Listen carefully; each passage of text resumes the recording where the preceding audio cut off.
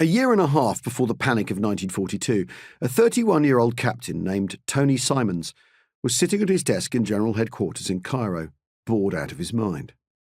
It was December 1940, the end of a year that had seen the map of Europe transformed. Poland, Denmark, Norway, Holland, Belgium, and half of France were now occupied by the Nazis. The rest of France was a satellite state run from Vichy.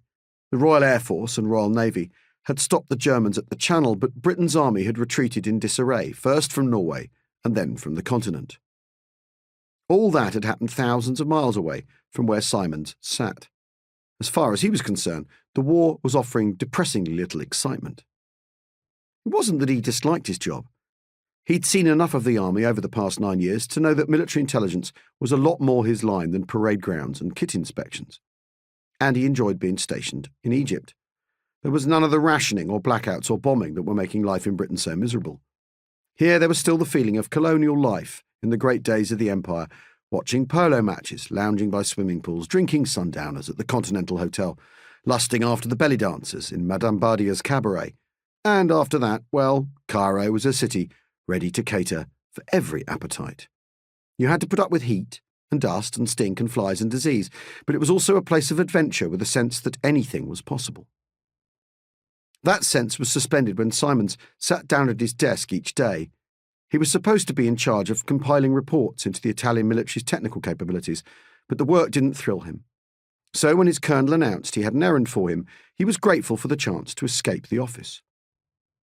He was even happier when he heard what the job was.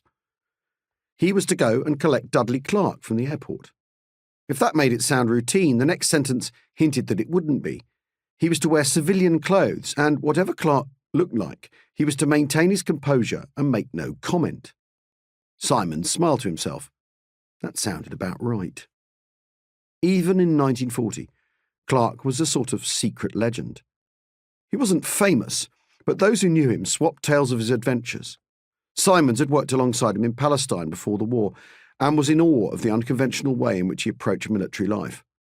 If Clarke was coming to Egypt, then adventures would not be far behind. Nor would surprises.